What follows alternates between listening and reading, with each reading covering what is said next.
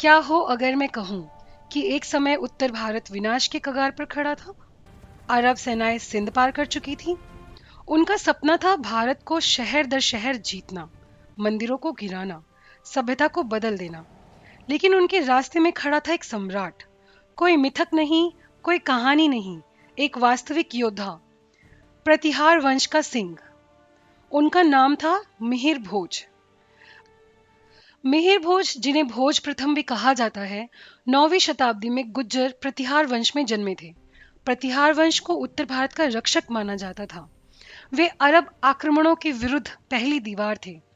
जब मिहिर भोज लगभग 836 ईस्वी में सिंहासन पर बैठे, प्रतिहार साम्राज्य संकट में था। विद्रोह, युद्ध और शक्तिशाली दुश्मन चारों ओर थे। लेकिन भोज केवल राजा नहीं थे, वे एक रणनीतिकारक, सेनापति और दूरदर्शी शासक थे। उन्होंने बिखरते साम्राज्य को फिर से संगठित किया और उसे भारत की सबसे शक्तिशाली शक्तियों में बदल दिया। मिहिर भोज के शासन में प्रतिहार साम्राज्य फैला हुआ था। राजस्थान, गुजरात, मध्य प्रदेश, उत्तर प्रदेश, बिहार और पंजाब के कुछ भाग।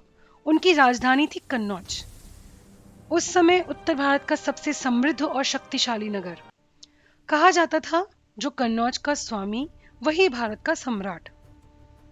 भोज ने प्रशासन मजबूत किया, व्यापार बढ़ाया, किले और मंदिर बनवाए और पूरे साम्राज्य में सिक्के चलवाए, जो आज भी उनके शासन की शक्ति का प्रमाण है। मोहम्मद बिन कासिम के सिंह विजय के बाद अरब शासकों की नजरें पूरे भारत पर थीं।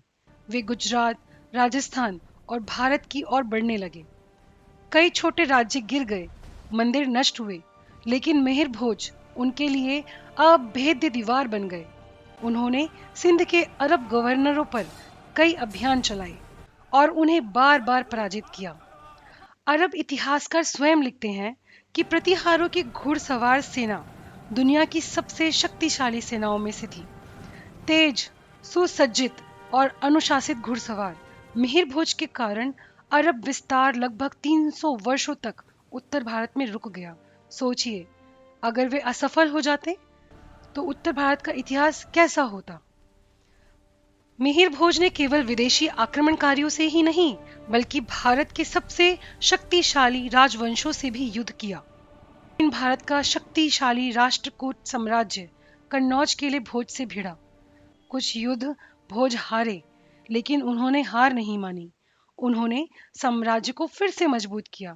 बंगाल और बिहार के पाल शासकों से भी संघर्ष हुआ।